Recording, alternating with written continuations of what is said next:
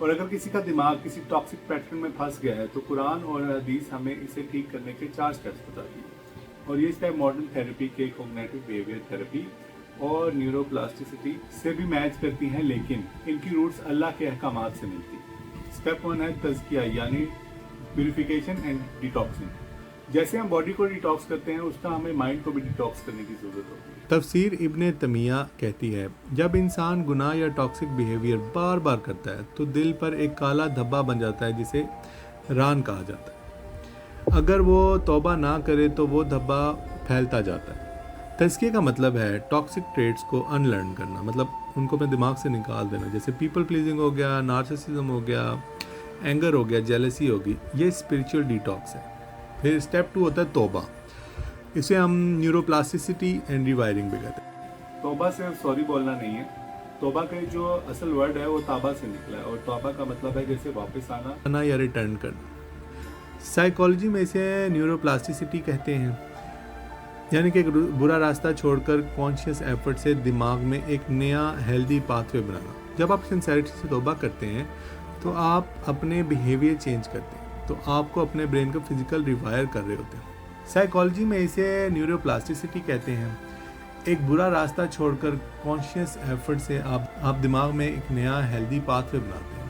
جب آپ سنسیئرلی توبہ کرتے ہیں، یعنی کہ آپ اپنے دماغ میں کیونکہ توبہ میں آپ مینلی اپنے جو گناہ ہوتا ہے اس کو یاد کر کے اس کی توبہ کر رہے ہیں، جس کی وجہ سے آپ اپنے مائنڈ کو ریوائر کر رہے ہوتے ہیں کہ یہ جو چیز ہے میں اس کی اللہ سے معافی مانگوں اور اپنے اس بات کو انٹینشنلی چھوڑ رہا ہوں جو برا ہے۔ اسٹیپ 3 صبر اور شکر، یہ دا الٹیمیٹ ریزیلینس فارمولا۔ اکثر لوگ سمجھتے ہیں کہ صبر کا مطلب ہے کہ چپ چاپ برداشت کرنا۔ ابن القیم کہتے ہیں صبر کا مطلب اپنے ایموشنز کو ریگولیٹ کرنا ہے اور پینک نہ کرنا ہے، اسے ایموشنل ریگولیشن بھی کہتے ہیں۔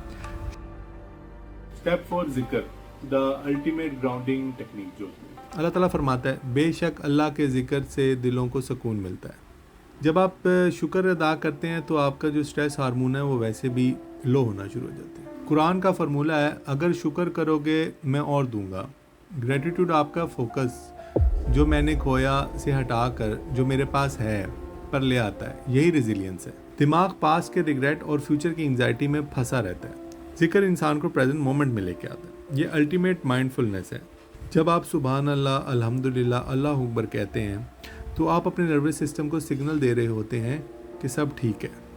اب میں آپ کو وہ بات بتاتا ہوں جو میرے دل کے سب سے زیادہ قریب ہے۔ ہم ماڈرن سائیکالوجی میں جسے ایموشنل ویلیڈیشن کہتے ہیں، وہ اللہ تعالیٰ نے قرآن میں ہمیں حضرت یعقوب کے واقعے کے ذریعے کافی عرصہ پہلے بتا دیا تھا، اور اس میں یہ بتا دیا گیا تھا کہ دکھ پہ رونا کوئی کمزوری نہیں ہے۔ مینٹل ہیلتھ کا مسئلہ کوئی ایمان کی کمزوری نہیں ہے۔ انسان کا دل جب بوجھ اٹھا کر تھک جاتا ہے تو اسے صبر کی نہیں ایسے کی ضرورت ہوتی ہے جو اسے سن سکے، کیونکہ تھیراپی کا سب سے پہلا سٹیپ وہاں سے شروع ہوتا ہے جہاں سے آپ کسی کے درد کو اکنالج کرتے ہیں، اور اسی اکنالجمنٹ کے لیے اللہ تعالیٰ نے اپنا کلام اتارا ہے۔ اس نے کہا اور ہم نے قرآن میں وہ چیز نازل کی ہے جو مومنوں کے لیے شفا اور رحمت ہے، سورۃ العصر۔ شفا مطلب ہیلنگ، رحمت مطلب انکنڈیشنل لو۔ آپ اداس ہو، اللہ سن رہا ہے، آپ اینکشیس ہو، اللہ تعالیٰ آپ کی فطرت سمجھتا ہے، اور آپ ٹوٹ چکے ہو اور اللہ تعالیٰ ٹوٹے ہوئے دل کو جوڑنا چاہتا ہے۔